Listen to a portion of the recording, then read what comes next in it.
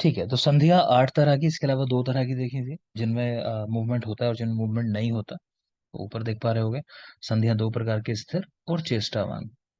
ठीक है, तो चेष्टावान कहाँ होती है? शिखा की कटी हनु चेष्टावान है। शिखा यानी शाखा, कटी हनु, इन तीनों में चेष्टावान संधियां होती हैं। बाकी संधियां 8 प्रकार की। कोर, कोर हमने देखी थी कि जॉन कपूर की उंगली से मणि गुल हो गई। जानू कोर पर उंगली मणिबंध गुल्फ, है ना। उलूखल संधि, उलूखल देखा, उल्लू कक्षा वक्षा में दांत दिखा रहा है, तो उलूखल कक्षा वंक्षण दंत। प्रतर, तो पत्थर पर पृष्ठ गिर गई है, पृष्ठ पत्थर पर गिरा, मतलब ऐसा। तो पृष्ठ अंश जो है हमारा, पृष्ठ का हिस्सा वो पत्थर पर गिर गया, तो पृष्ठवंश, प्रतर संधि, ग्रीवा। तुन सेवनी, सिर कटी कपाल का सेवन। तूने सिर कटी कपाल देखी या सेवन के, जैसे याद करना चाहो। वायस्तुंड हनु में, और लास्ट एक कहा था जरूरी आपसे, शंखावर्त। तो श्रोत्र और श्रृंगाटक। शंखावर्त, श्रोत्र और श्रृंगाटक। किसी ने लास्ट में सवाल किया था कल जब सेशन फिनिश हो गया था कि कहीं नाड़ी वाला कुछ पूछा था ना, क्लोम नाड़ी, कि क्लोम नाड़ी सर क्या है। तो वहां क्लोम और नाड़ी एक साथ ही दे रखा है बुक में, मैं देख रहा था। तो बेटा मैंने कहा क्लोम के बारे में ही नहीं पता, क्लोम क्या होता है, नाड़ी तो मैं क्या ही बताऊं, क्लोम नाड़ी क्या है मतलब। बाकी नाड़ी का मतलब होता है पल्स हमारे, ठीक है, वो समझना चाहिए अगर रिलेट करना चाहो। क्लोम डाउटफुल ऑर्गन है, लेकिन क्लोम के बारे में जानना चाहो तो मैं बताऊंगा भी आगे चल के कि क्लोम के लिए ऐसा लिखा हुआ है कि जो तृष्णा है वो इसके ऊपर डिपेंड करती है। तो जो मूल बताए गए हैं तृष्णा के, वो 2 बताए गए हैं, तालु और क्लोम। क्लियर। रहता कहाँ है ये ऑर्गन जो भी है, तो इसके लिए कहा गया कि हृदय के नीचे दाई तरफ इसका स्थान है, हृदय के नीचे दाई तरफ। इतना आपको याद रखना अगर याद ही रखना चाहो, क्योंकि वो पूछा जाता है। क्लियर। बाकी क्या है, तो इसमें अलग लोगों ने अलग अलग बातें कही हैं, तो ज्यादा नहीं जाएंगे डिटेल में, आगे आ जाओगे। कुछ बुक्स के नाम है आपके लेवल पे पूछा नहीं जाता, लेकिन इस बार एग्जाम में जैसे अगर आप एआई पीजीटी देखोगे तो ये वाला क्वेश्चन था जहाँ बुक्स मैच कराई गई थी। तो वाचस्पति की बुक का नाम दिया हुआ था, मतलब वाचस्पति किसकी है, तो तारकनाथ की, तो ये नाम वहां पे था, है ना। तो अगर ये आपको याद होता तो आप इजीली निकाल सकते थे। फिर ये भी आया था एग्जाम में, शब्द कल्पद्रुम बाय राजा राधा कामदेव।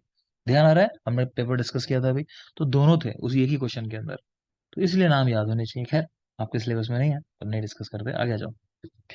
स्नायु की बात कर रहे हैं, स्नायु शाखा, कोष्ठ और ऊर्ध्व जत्रुगत, इन जगहों पे कितने कितने हैं।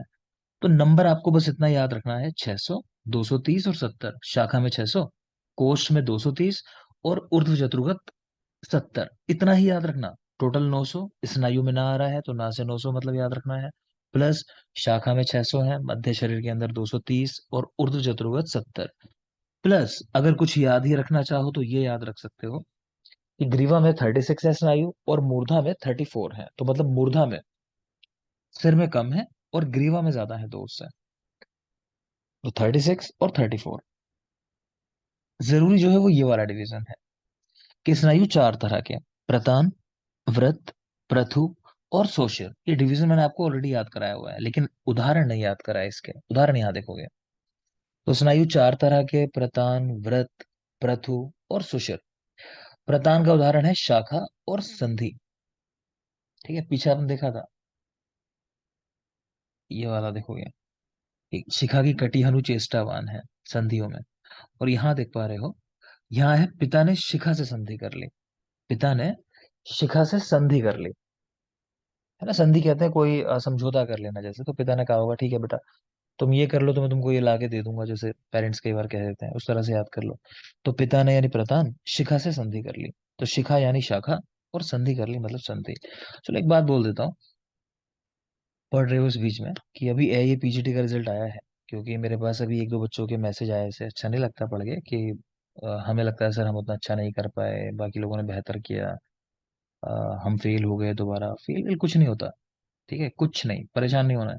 अपना काम होता है कि एग्जाम देना, अच्छे से एग्जाम दो, कुछ रिजल्ट आएगा उसका, वो अच्छा हो सकता है आपके लिए, अच्छा नहीं हो सकता। कई बार सब कुछ ठीक होता है, मान लो यही पीजीटी के अंदर पेपर आउट हो गया, आप कितना भी अच्छा करके आ जाओ, जिसको पेपर आउट होगा वो तो आपसे बेहतर ही कर देगा, है ना। लेकिन रिजल्ट क्या निकलेगा उसका भी, सिलेक्शन वहां भी नहीं होगा। अगर ऐसा हो जाए तो सिलेक्शन तो तब भी नहीं होगा ना। लेकिन आप क्या बेकार हो गए उससे, आप फेल हो गए, नहीं बिल्कुल भी नहीं। ठीक है, तो हमेशा याद रखना, मैं हमेशा उदाहरण देता हूँ और फैक्ट है कि अगर आज कुछ अच्छा नहीं हुआ, है ना, तो हम कह देते हैं कोई बात नहीं अगली बार अच्छा होगा, लेकिन कई बार अगली बार भी अच्छा नहीं होता। तो कोई बात नहीं बेटा, फिर अगली बार मौका आएगा, फिर अगली बार अच्छा होगा। मैं नाम नहीं लूंगा, लेकिन मेरे पास बहुत सारे उदाहरण हैं, है ना। ऐसे बच्चे रहे कि उन्होंने एग्जाम दिया, एआई पीजीटी कुछ नहीं हुआ, मतलब कहीं नहीं थे। फिर उन्होंने कोई एमओ का एग्जाम दिया, वहां भी कहीं नहीं थे। फिर एक और एमओ का एग्जाम आया, उसमें उनका सिलेक्शन हो गया। ठीक है, और जब वो लास्ट एमओ आया मान लो, तो पता चला कि वो ओवर एज भी होने वाले थे। और ये सब कुछ कब हो गया कि 1 से 2 साल के अंतर में सब कुछ हो गया। कि या ये पीजीटी भी दे दिया दो दो बार, फिर एमओ भी दे दिया एक बार उसी बीच में, फिर दोबारा भी एमओ दे दिया। तो 2 साल के अंदर सारी चीजें हो गई, कि सिलेक्शन ना होना, कुछ भी ना होना, और वहां से फिर एकदम से एमओ हो जाना। तो बहुत लोगों के साथ ऐसा होता है कि पीजी नहीं निकलता, बाद में एमओ में हो जाता है। कई लोग का यहाँ एमओ में नहीं होता, और सिंगल सिंगल वैकेंसीज आती हैं, आप लोग फॉर्म फिल नहीं करते हो।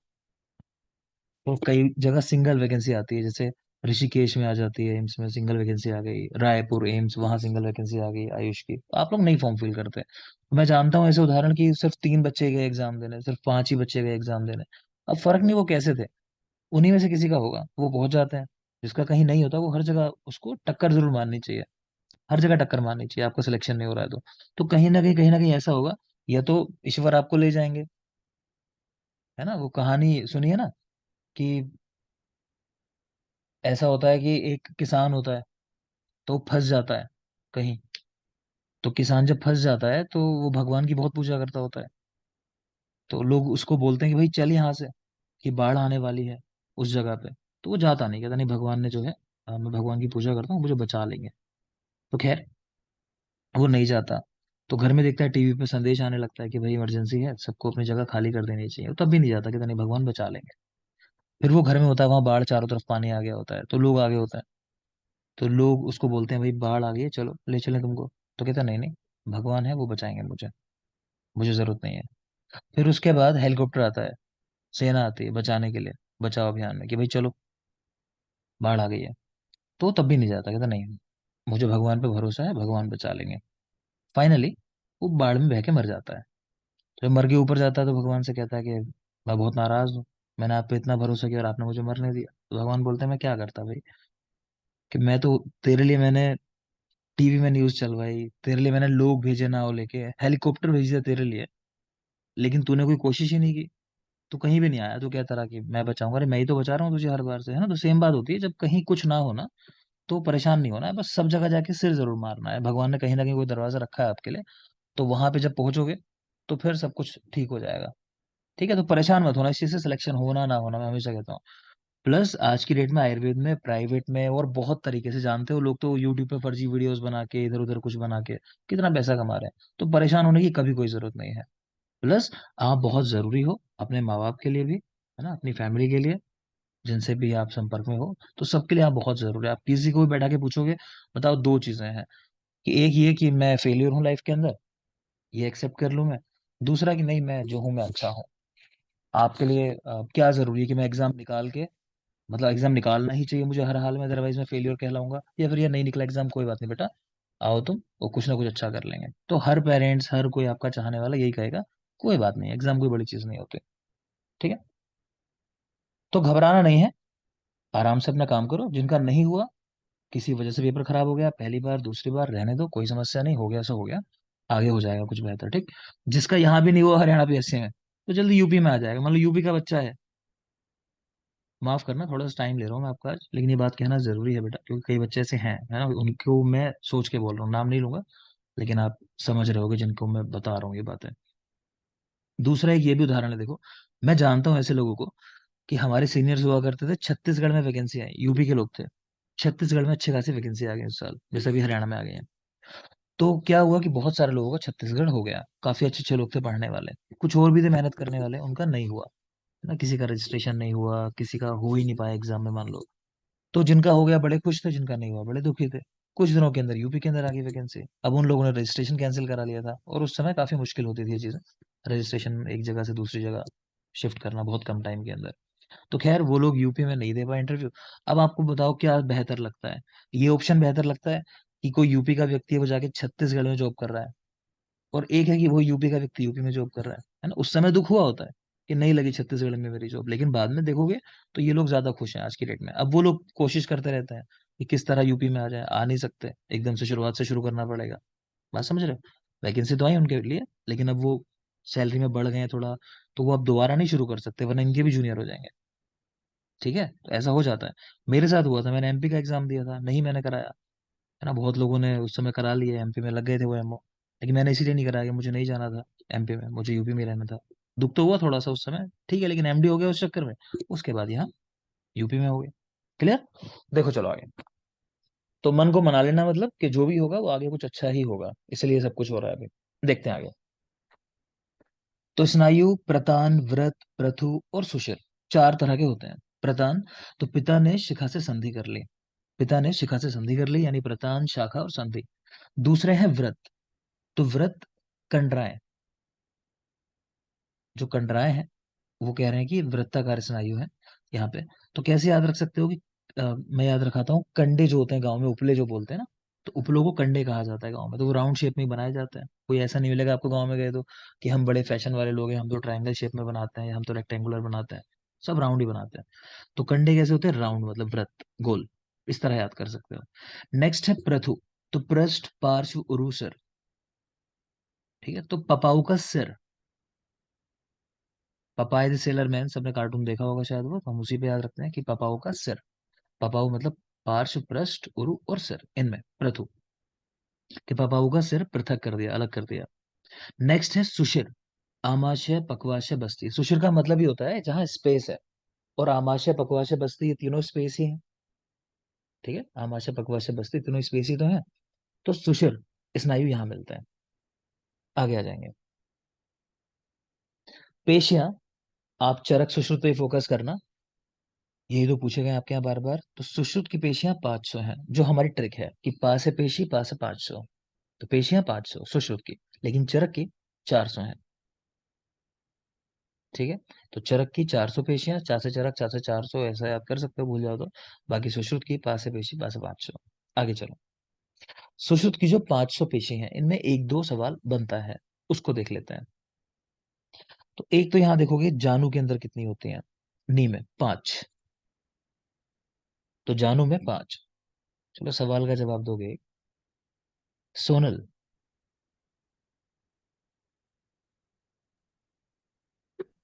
बेटा जानू मर्म का प्रमाण कितना होता है? हाँ सर, तीन। कितना? 3 अंगुल, 3 अंगुल। 3 अंगुल। प्रीति, एक तो ये बता दो कि ये जवाब ठीक है या नहीं है, और दूसरा मुझे बता दोगे मन्या, इसका प्रमाण कितना होता है?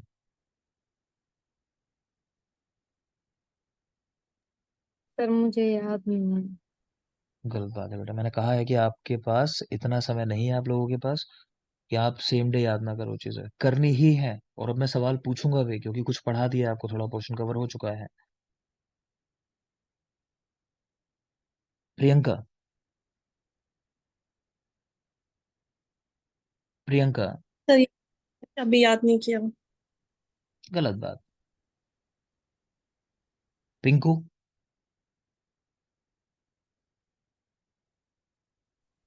जी सर, मुझे ध्यान नहीं है, अभी मैंने पढ़ा नहीं। कुछ नहीं, आप में से कोई नहीं पढ़ रहा है, क्या फायदा है ना। एक बच्चे से मैंने कहा था जब पढ़ने की बात की थी कि मुझे इतना पढ़ना है, मुझे इतना पढ़ना है, कुछ प्रूफ करना है ना, ऐसे प्रूफ होगा? ऐसे कुछ प्रूफ नहीं होता। मैंने कहा था बातें बातें नहीं होनी चाहिए खाली। आप लोग यही तो गलती करते हो, बात बोल दी बस फिर भूल जाते हो कि हमने क्या कहा था, अपनी बात याद नहीं रखते हो। गलत है। कोई बता दो जिसको पता है, बोलो। मन्या, हस्ततल तीन प्रमाण। और वो मलयालम चौथा टोटल मन्या जो है हस्तल प्रमाण, और दूसरे में कुछ करेक्शन किया आपने जानू में, या वही रखा 3 अंगुल? तीन यानी तीन सेम अंक। 3 अंगुल। 3 अंगुल करेक्ट है, ठीक है। देखो चलो यहाँ पे, तो शाखा में कह रहे हैं कि जानू जो है इसमें 5 पेशियां हैं, जानू में 5 पेशियां हैं। कोष्ठ की अगर बात करें तो गुरुद्वार में कह रहे हैं 3, ये नंबर याद रखना है आपको। गुरुद्वार में 3, इसी तरह बस्ती शीर्ष में 2, इसको भी याद रखोगे। तो जानू में 5, गुरुद्वार में 3 है, ये बहुत जरूरी है, गुरुद्वार में 3 पेशियां, बस्ती शीर्ष में 2। इधर देखोगे हनु, हनु में 8 पेशियां। अगर भूल जाओ हनु में 8, एक और तरीका है याद करने का, देखो हनुमान जी की बात करते हैं तो वो पढ़ते भी होगे, अष्ट सिद्धि नवनिधि के दाता ना, तो 8 सिद्धियां है ना हनुमान जी के पास, ऐसा याद रखते हैं। तो हनु में 8, तो ऐसा भी याद रख सकते हो। बाकी ऊर्ध्व चतुर्गत जो भी लिखे हुए हैं नंबर, वो दो दो वाले लिखे हुए हैं। ओष्ठ, नेत्र, नासा, इनकी संख्या भी दो ही दो होती है। तो वैसे भी याद कर सकते हो। तो क्या याद रखोगे? सुश्रुत की पेशियां 500, चरक की 400, डिवीजन हमारा 466 और 34। 466, 66 और 34, 34। शाखा के अंदर जानु में 5 है, कोष्ठ में गुरुद्वार में 3, बस्ती शीर्ष में 2, गुरुद्वार में 3, बस्ती शीर्ष 2, और ऊर्ध्व चतुर्गत हनु में 8। इतनी याद रखनी है बस, बाकी को मैं नहीं कह रहा। हनु में 8 वो स्पेशली याद रखेंगे, और गुरुद्वार में 3 ये भी। आगे आ जाइए। ये आपको मैंने बता दिया त्वचा का निर्माण कैसे होता है, बात हो चुकी है हमारी। तो शुक्र शोणित के पश्चिम से जैसे शीर के ऊपर संतानी का मलाई आती है, उसी तरह से इसका निर्माण होता है। अगला पोर्शन है बेटा कला। तो वैसे आपके यहाँ कुछ स्पेसिफाई तो नहीं किया, लेकिन मुझे लगता है इसको भी पढ़ लेना चाहिए क्योंकि जरूरी टॉपिक है, अंग तो है ही। जल्दी से देख लेंगे, सिर्फ बेसिक बेसिक बातों की बात कर लेंगे कि आपको याद रह जाए, कभी एग्जाम में आ जाए। तो कला क्या होती है? कह रहे धातुवाशय अंतर मर्यादा, कि धातुओं की जो आशय होते हैं उनके बीच की जो मर्यादाएं हैं, मतलब उनको सेपरेट करने वाली चीज, तो वो कला है। ठीक है। वाग्भट ने कहा कि बीच का स्पेस नहीं, बीच में क्लेद होता है। आप जानते ही हो कि शोक एब्जॉर्बर का काम करता है, फ्लूइड भरा रहता है, अक्सर ऐसा ही तो है। हर जगह आप देखोगे फ्लूइड भरा रहता है, तो फ्लूइड समझ सकते हो आप। तो क्लेद कहा, तो ये पूछ चुका है क्लेद किसने कहा है, कि धात्वाशय अंतरेशु क्लेद, कि वो होता है कला। तो संग्रह ने कहा है। पीछे मैंने आपको पढ़ाया था कि मांस धरा क्या है, सात्विक त्वचा है, जिसमें रोग भी पढ़ाए थे। कौन से रोग होते हैं मांस धरा में? विकृति भगंदर बहुत सही है ना। गलवा तो अर्श कीपर विद्रधि भगंदर, ठीक है बेटा। तो अर्श विद्रधि भगंदर ये रोग होते हैं मांसधरा, जो सात्विक त्वचा है उसमें। तो कह रहे हैं यहाँ पर पहली कला भी होती है। मांसधरा पहली कला है और सात्विक त्वचा है। आगे चलो, ये देखोगे आपको मैंने धातु धातु पढ़ाई है, बताया है पोर्शन। पूजा, पूजा मांस की उपधातु।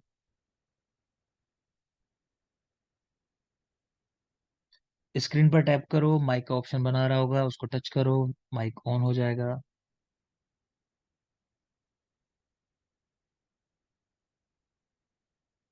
आप नहीं बोलोगे तो मैं रिमूव कर दूंगा, तय बात है। जिसका तुरंत जवाब नहीं आएगा, ये तो बताओ, या मना करो कि नहीं आता। वेट नहीं कराओगे, सबका समय जाता है। गलत है। नहीं। आर्यन। सट त्वचा और वसा। करेक्ट है, माइक ऑफ कर लोगे, ठीक है। तो वसा और छह त्वचा है, तो वो यहाँ लिखा है कि मांस का स्नेह वसा होता है। मेद का स्नेह देखो, मेद कह रहे हैं 2 तरीके से पाक होता है, ये भी बता दिया होगा। मेद का जो स्नेह है उसका जब मृदु पाक होता है तो सिराएं बनती हैं, और जब खर पाक होता है, मतलब ज्यादा पाक होता है, तब स्नायु का निर्माण होता है। तो मेद का स्नेह 2 प्रकार से पाक होता है उसका, मृदु और खर। मृदु पाक से सिराएं बनती हैं, सवाल आ चुके हैं कि सिरा का निर्माण कैसे होता है, तो मेद का मृदु पाक होने से। और स्नायु का निर्माण तो मेद का खर पाक होने से। आगे चलो। पहली है मांसधरा, नाम याद रखना, मैं बाकी कुछ ज्यादा नहीं कराऊंगा इसमें। दूसरी कला है रक्तधरा कला, रक्तधरा कला। ठीक है। इसका स्थान देख लो, यकृत प्लीहा तो याद ही रखोगे, साथ में सिरा शब्द भी लिखा हुआ है कि सिराएं भी, तो ये ध्यान रखना। तो इसमें सवाल आता है, मल्टीपल ऑप्शन आपको चूज करने होते हैं कि हाँ यकृत भी है, प्लीहा भी है, और सिरा भी है। रक्तधरा कला का स्थान। ठीक। आगे चलेंगे। मेदोधरा कला तीसरी होती है। तो पहली मांस, दूसरी रक्त, तीसरी मेदधरा कला। कह रहे हैं ये कहाँ रहती है? तो अण्व अस्थिशु, बिल्कुल ध्यान रखना, और उदर में। तो मेद कहाँ रहता है भाई? हमारे उदर में इकट्ठा होता है मेद। जिनको ओबेसिटी होती है तो कहते हैं ना सेंट्रल ओबेसिटी, तो यही तो है कि उधर में सारा मेद इकट्ठा हो जाता है। और दूसरा जो अणु अस्थियां हैं, छोटी बोन्स हैं, कह रहे हैं उनके अंदर मेद रहता है। जबकि जो बड़ी अस्थियां हैं महत्सु, उनके अंदर मज्जा का स्थान है। तो याद रखेंगे, स्मॉल बोन्स और उदर, ये मेद का स्थान है, और मज्जा का स्थान जो है वो लार्ज बोन्स है। नेक्स्ट चलोगे। श्लेष्मधरा कला फोर्थ वाली, ये कहाँ रहती है? सारी संधियों में रहती है। ठीक है। लोग अक्सर साधारण बोलचाल में कह देते हैं ना कि चिकनाई खत्म हो गई है हड्डियों के बीच की, तो वो ये चिकनाई है, मतलब श्लेष्मा। तो श्लेष्मधरा कला फोर्थ कला है, सभी संधियों में रहती है। नेक्स्ट आ जाओ पुरीष धरा कला, ये पांचवी है। पुरीष धरा कला पांचवी है। ये कहाँ रहती है? कोष्ठ में रहकर पक्वाशयस्थ मल का विभाजन करना, अब नाम ही है पुरीष धरा कला। तो पुरीष से रिलेटेड जो फंक्शन है वो करती है कि भाई मल का विभाजन करना, अलग अलग कर देना उसको। और देखो, सवाल पूछ ले कि मलधरा कला का प्रथम उल्लेख किसने किया, तो सुश्रुत ने किया है। पांचवी यही है, पुरुष धरा मलधरा एक ही बात है, ठीक। षष्ठी पे आ जाओ, षष्ठी पिद्धरा कला, सबने पढ़ा होगा यूजी के अंदर, षष्ठी पिद्धरा, ठीक है। तो ये चतुर्विद अन्न जो है, कह रहे हैं कि उसको धारण करना, पचाना, ये सब काम इसका है। कुछ खास नहीं, पिद्धरा कला मेनली याद रखना, छठी होती है। आगे आ जाओगे, आहार के चार टाइप बता चुका हूं आपको मैं, अशित, खादित, पीत, लीड, ये चारों हैं मतलब। सातवीं आ जाओ, शुक्रधरा कला, इसका स्थान कहाँ है, तो सारे शरीर में रहती है। तो एक बार सातों कलाओं का बस नाम हम याद रखेंगे। पहले वाली जो है वो है मांसधरा, दूसरी रक्तधरा, तीसरी मेदधरा। मेदधरा की बात करें तो अणु अस्थियों में और उदर के अंदर मेद का स्थान है, और महत यानी बड़े साइज की जो बोन है उनमें मज्जा का स्थान है। फिर फोर्थ श्लेष्मधरा कला है, सारी संधियों में रहती है। इसी को शारंगधर ने यकृत लिया भी कहा है, खैर आपको नहीं याद करना, आपके यहाँ नहीं है शारंगधर की ज्यादा बात। नेक्स्ट है पुरीश धरा कला, तो पुरीश धरा पांचवी कला है, पुरीश धरा पांचवी, तो पा से पुरीश, पा से पांच, ऐसा याद रख सकते हो। षष्ठी पिद्धरा कला, और सातवीं शुक्रधरा कला सारे शरीर में रहती है, सातवीं शुक्रधरा संपूर्ण शरीर में। शुक्र का मार्ग कहाँ है याद रखना चाहो तो द्वि अंगुले दक्षिण पार्श्व है। तो राइट साइड में कह रहे हैं 2 अंगुल पर, मिड लाइन से कह लो आप, तो 2 अंगुल पर, लेकिन बस्ती द्वार के नीचे, ठीक है। और मूत्र के मार्ग से ही शुक्र का मार्ग है, तो दोनों के बाहर आने का मार्ग एक ही है, मूत्र और शुक्र, ये कहना चाह रहे हैं। 2 अंगुल दक्षिण पार्श्व, ठीक है, याद रखना।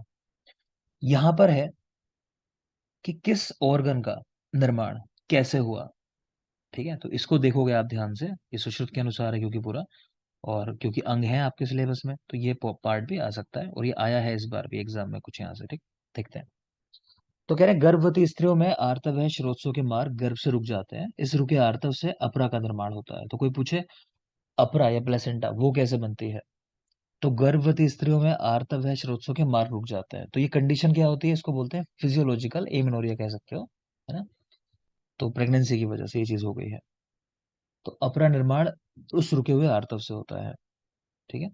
कह रहे हैं प्लस कुछ हिस्सा ऊपर की ओर जाकर स्तनों की पुष्टि करता है, स्तन पुष्टि करना। आगे चलेंगे, यकृत और प्लीहा का निर्माण किससे होता है, तो कह रहे हैं रक्त से। यकृत और प्लीहा, इसका निर्माण रक्त से होता है।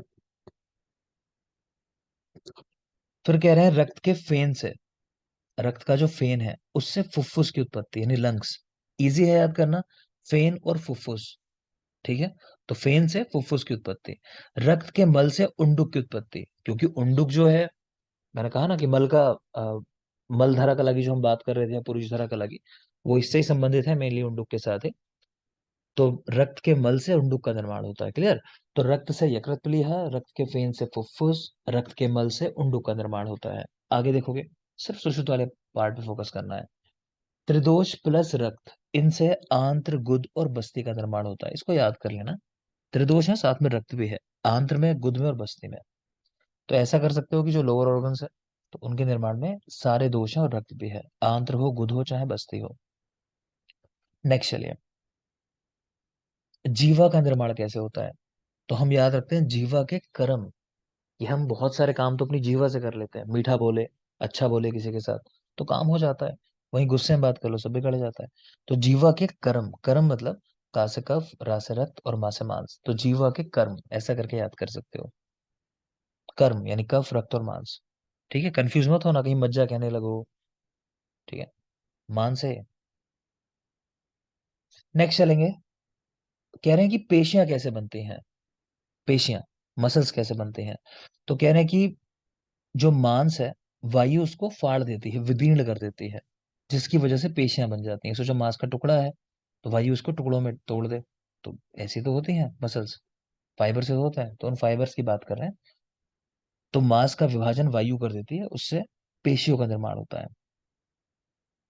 यह आप जानते ही हो कि मेद का मृदुपाक होगा, मेद के स्नेह का, तो शिराएं बनेंगी, खरपाक होगा तो स्नायु बनेंगे, वो लिखा हुआ है। नेक्स्ट देखो, काफी जरूरी है कि आशय का निर्माण कैसे होता है। आशय मतलब कोई ऑर्गन जहां रहता है, तो वो जगह जो है कैसे बनती है। तो शब्द देखना, कह रहे हैं अभ्यास योगेन, अभ्यास से आशय का निर्माण होता है, मतलब क्या है, कि आप देखोगे कि घर में भी जैसे मम्मी लोग किचन में जहाँ खड़ी होती हैं, अगर लंबे समय आपका घर पुराना हो, 20-30 साल, तो आप देखोगे तो वहां पे ना एक इंप्रेशन बन जाता है लगातार खड़े होने से। या आप घर में बेड पे जिस साइड सोते होगे, खासकर कोई हैवी हो तो देखोगे वहां का जो गद्दा है वो दबा रहने लगेगा, है ना। सोफा जहां बैठते होगे वो साइड दबी रहने लगेगी। तो लगातार जब आप कहीं कोई काम करते हो ना, तो उसका इंप्रेशन बन जाता है। जब लगातार कहीं आप बैठे रहते हो या खड़े रहते हो या यूज करते हो ज्यादा, तो वही कहना चाह रहे हैं। तो आशय कैसे बनते हैं? रहने का अभ्यास करने से, क्योंकि ऑर्गन कोई लगातार वहां बना हुआ है, आपकी लाइफ टाइम वही बना रहता है। तो उससे फिर आशय का निर्माण होता है। नेक्स्ट है मेद और रक्त से वृक्क, किडनी का निर्माण होता है। कल हम लोगों ने बात की थी वैसे भी, कहीं एक्स्ट्रा रा मिले तो मतलब रक्त तो वहां होगा ही होगा। एक तो वैसे भी याद रख सकते हो कि वृक्क में एक्स्ट्रा रा लग रहा है तो रक्त आ गया। दूसरी एक और बात है, आपने वो कौवा बिरयानी वाली मूवी देखी होगी, रन, है ना, अभिषेक बच्चन वाली। उसमें वो बोलता है कि मेरी किडनी निकाल ली है ना, कि मेरी किडनी जो है निकाल ली है, ऐसा बोलता है वो। मेरी मतलब मेद और रक्त, मेरी किडनी, किडनी मतलब वृक्क, किडनी को बोलते हैं। ठीक है, कि मेरी किडनी कहाँ ढूंढ रहा है वो, तो मेरी मतलब मेद और रक्त, वृक्क का निर्माण होता है। नेक्स्ट आ जाओगे वृषण। तो वृषण कमर में, हम ऐसा करके याद रखते हैं कि वृषण तो कमर में, कमर में यानी का से कफ, मा से मान, सिरा से रक्त, और मे से मतलब मेद। तो वृषण कमर में, याद रखना, वृषण कमर में है। और जीवा जो है, वहां पे चाहो तो कर्म कर लो चाहे कमर कर लो, आपका मन है। मैंने जानबूझ के कर्म कर दिया वहां, जिससे कंफ्यूजन ना हो वृषण के साथ, अदरवाइज है यही चीज है। देख लोगे यहाँ कफ, रक्त और मांस, है ना, मेद हो रहा है बस वृषण के अंदर। तो वृषण कमर में और जीवा के कर्म। नेक्स्ट है हृदय, हृदय का निर्माण। तो कफ और रक्त से, कफ और रक्त, ठीक है। तो कफ रक्त अगर एक साथ बोलो तो कर हो जाता है। कर हाथों को बोलते हैं, जब आप हाथ मिला लेते हो ना, वो जो अंजलि की मुद्रा बना लेते हो मान लो नमस्ते करने की, उस तरह करके, तो कहा था कर कमलों से उद्घाटन किया। तो ऐसा ही हृदय की शेप भी बोलते हैं ना। हृदय अगर देखोगे तो ये शेप जो हृदय की बनती है, जो एपेक्स पार्ट बनता है, तो वो हाथ की शेप जैसा होता है। मेरी आर्ट अच्छी नहीं है, आपको नहीं लगेगा मेरा बनाया हुआ ऐसा, लेकिन खुद से देखोगे तो आप समझ सकते हो। निचला हिस्सा जो होता है, बना के देख लेना। मेरी आर्ट नहीं इतनी अच्छी है कि मैं बताऊं आपको, खैर। तो कफ और रक्त से हृदय का निर्माण होता है। क्लियर?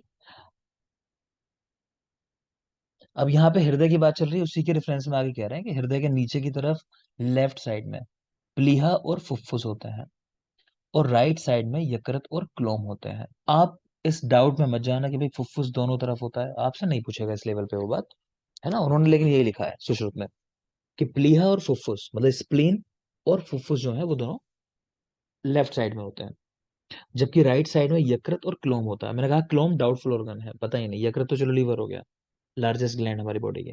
क्लियर? आगे चलेंगे।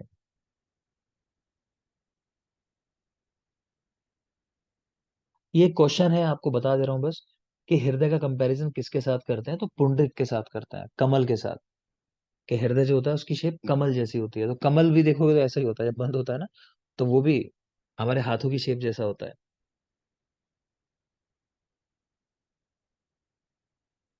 ठीक है, आगे चलिए।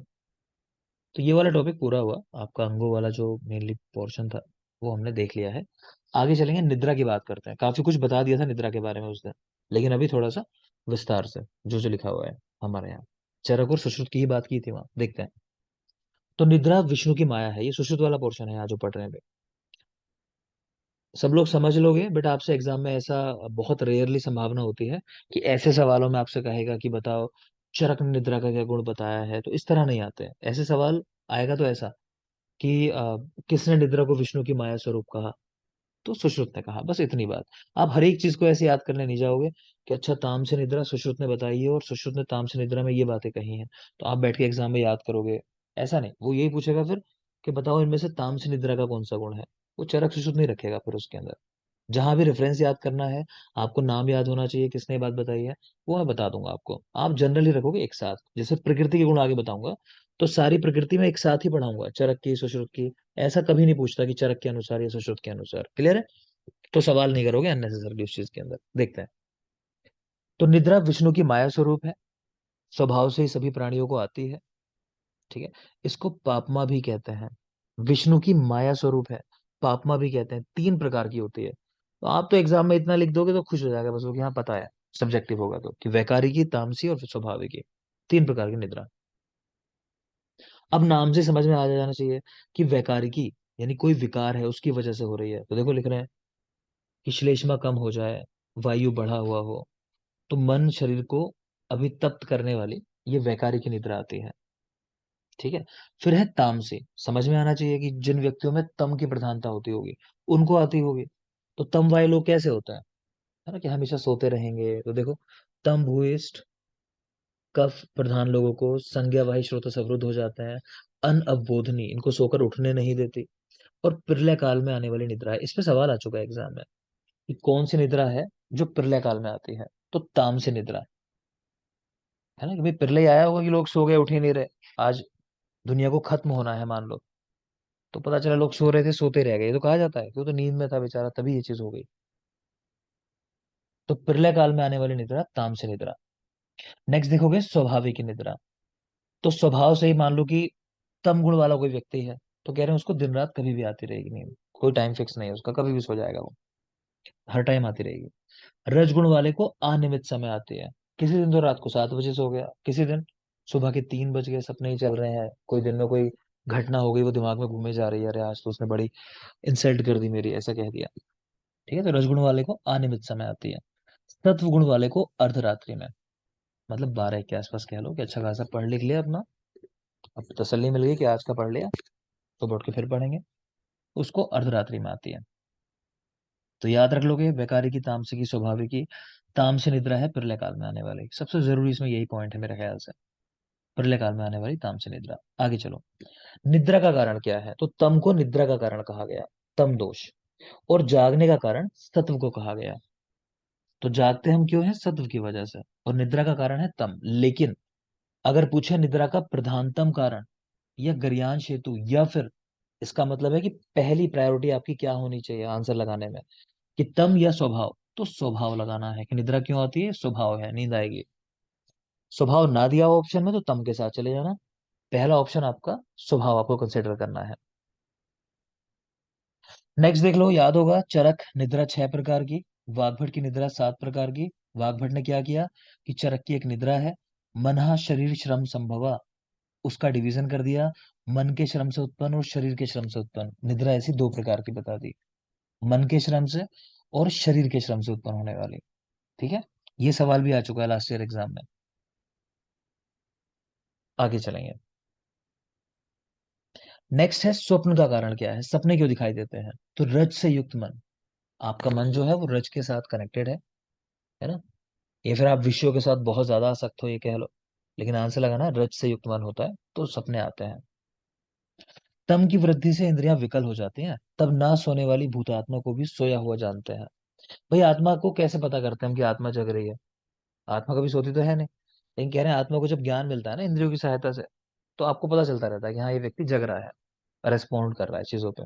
लेकिन अगर इंद्रियां थक जाएं सोचो, तो वो तो काम ही नहीं करेंगी, तो अपने आप को आत्मा कैसे दिखाएगी। तो कह रहे हैं कि आत्मा कभी सोती नहीं है, लेकिन जब इंद्रियां थक जाती हैं तो लगता है कि आत्मा भी सो गई है। बहुत बहुत जरूरी पॉइंट है कि ग्रीष्म ऋतु के अतिरिक्त दिन में सोना निषिद्ध है। तो गर्मियों में दिन में सो सकते हो, कारण समझ आता होगा, गर्मियों में दिन छोटे होते हैं, माफ करो रातें छोटी होती हैं, दिन बड़े होते हैं। ठीक है, तो रात को नींद पूरी नहीं हुई होगी इसलिए। तो ग्रीष्म ऋतु के अतिरिक्त दिन में सोना निषिद्ध है। पीछे आपको पढ़ाया होगा चैप्टर में मैंने कि किन किन ऋतुओं में दिन में नहीं सोना चाहिए। शरद की बीबी दिन में नहीं सोती। शरद बहुत अच्छा है। वर्षा ऋतु। ठीक है, तो शरद, वर्षा और बसंत के अंदर दिन में नहीं सोना चाहिए। तो वो एक जनरल स्टेटमेंट है, ये बिल्कुल स्पेसिफिक स्टेटमेंट है, इसको स्पेशली याद रखना है आपको, सवाल जनरली यहीं से बनता है। तो ग्रीष्म ऋतु के अलावा दिन में सोना निषिद्ध है। अजीर्ण आदि में एक मुहूर्त सोना निषिद्ध नहीं है, किसी को अजीर्ण हो तो कहना एक मुहूर्त सो जाओ भाई, उनको नहीं खाना डाइजेस्ट हुआ जो खाया था, थोड़ा और सो लो, डाइजेस्ट हो जाएगा। ठीक है। नेक्स्ट कह रहे हैं कि रात्रि जागरण, गलती से आज रात को जगे रह गए किसी काम से, तो क्या कह रहे हैं, जितना समय जगे हो एक्स्ट्रा उसका आधे समय आप सो सकते हो, कि 2 घंटे की नींद पूरी नहीं हुई तो 1 घंटा सो जाओ दिन में, कोई बात नहीं है। ठीक है, दिन में सोने से त्रिदोष कुपित होते हैं और अधर्म होता है, सुश्रुत की बात है ये। इसी तरह रात्रि जागरण से कह रहे हैं वात और पित्त के विकार होते हैं, सुश्रुत की बात है अगेन। चरक की अगर बात करें, चरक दोष कम कर देते हैं। तो सुश्रुत दिन में सोने से त्रिदोष का कोप बता रहे हैं, लेकिन चरक पित्त और कफ का ही कोप बता रहे हैं, सिर्फ पित्त और कफ। इसी तरह रात्रि जागरण, अगर चरक देखोगे सिर्फ वात का प्रकोप है, नीचे लिखा हुआ है वात विकार, लेकिन सुश्रुत ने वात के साथ पित्त भी कह दिया। बात समझ में आ रही है? तो दिन में सोने से भाई वात तो बढ़ ही नहीं सकता ना, इसी तरह रात्रि में जागरण से तो कफ तो बढ़ ही नहीं सकता। तो ये तो क्लियर ही हो जाना चाहिए। तो चरक ने बिल्कुल जो मेजर है उस पर फोकस किया है, सुश्रुत ने बाकी एक दोष एक्स्ट्रा भी जोड़ दिया वहां पे, याद रखना। तो दिन में सोने से त्रिदोष और अधर्म है कि दिन में सोना नहीं है, अपना काम करो, पढ़ाई करो। जो व्यक्ति निद्रा का पालन करता है तो वो ना तो स्थूल होता है ज्यादा, ना क्रश होता है, और लंबी आयु जीता है सुखपूर्वक। निद्रा नाश का कारण, तो कह रहे हैं वात दोष पित्त दोष। स्पेशली याद रखना, लिख लो यहीं पर, वात के सामने लिखो, लिखेंगे निद्रा नाश या अनिद्रा, जो भी लिखना चाहो, निद्रा नाश बिल्कुल वात की वजह से। और पित्त की वजह से लिखो अल्प निद्रा। ये सवाल आ चुका है एग्जाम में। तो वात से निद्रा नाश हो जाता है पूरी तरह, और पित्त से अल्प निद्रा आती है। ठीक है। निद्रा नाश दूर करने के उपाय, तो सिर पर बढ़िया तेल की चंपी कराओ, मूर्धन तेल निषेवणम, बिलेचे विष्कर का मांस, राक्षसदा नहीं जरूरी है। मूर्धा पर तेल धारण याद कर सकते हो।